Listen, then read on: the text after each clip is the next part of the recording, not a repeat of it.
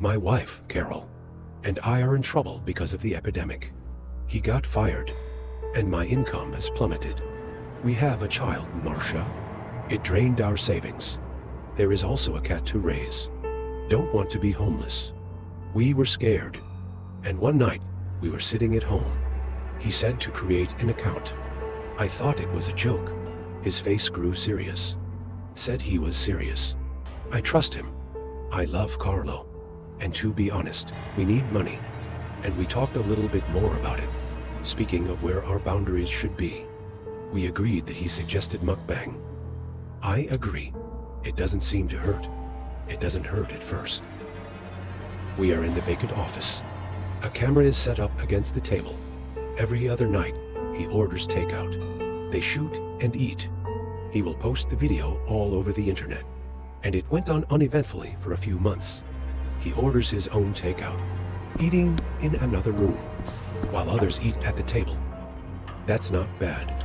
In fact, even higher than he did. Income from ordinary work. Carlo shoots once a day. The next day was dinner. One day is lunch. And of course, he gained some weight. A few weeks passed. He spends more and more time filming mukbang. We paid off the balance of our car loan, paid off a large mortgage, saved a large sum of money from Marcia's college tuition. Our savings are also increasing. However, his health doesn't look good. Compared to the past, he began to gasp for breath. And finally, he doesn't go for walks in the park with us anymore. After a while, he said he would rather stay at home. That's when I started to get a little worried. No amount of money is worth the cost of health, even though our insurance covers the cost of treatment. I said maybe he should slow down. I talked to him about it, or just stop it altogether. He was angry, crying and asking if I still love him. Of course, I said I still love him. He was the love of my life. It's the truth. I made a compromise. This is asking him to pay attention to his health. A few months passed. We saw him less and less. He moved a television set into the office. I also found a bigger and more comfortable chair. He's gained too much weight in 6 months. I can't believe it, and I'm pretty sure it's not healthy. He had a hard time getting up without help. It even seems difficult to get through the office door. I talked to Carol again. I've never seen a wife so angry. He's flushing all over the room, waving his hands. This whole house and you don't mind my business. I work for a living. If you don't support me, then I'll find someone else who supports me. The daughter peeked at us and cried. It's terrible to see him like this. I can't argue with him. He does feed us. And I started delivering meals at his request. Then stare at me. He takes the food until I leave the room again. Face all my attempts. An attempt to restore his sanity. He is divorced, ruined my life and threatened me. Take away the child. A year has passed. His mood is getting worse and worse. Carlo became more and more obsessed with his fans. I never thought I'd say. The wife looks like a monster, but his limbs seem to have started to atrophy. His arms and legs look slender. Useless body appendage. His neck became very fat, so much so that the head appears to be directly connected to him. Big torso. His mouth seems much wider than before, and almost always sweating. Screaming for more food, always more. And he started talking to me. If you don't get it, you will cry. I didn't want him to suffer. I had to give it to him. I never wanted him to suffer. It was 1 month ago. Our cat is gone. It happened one night.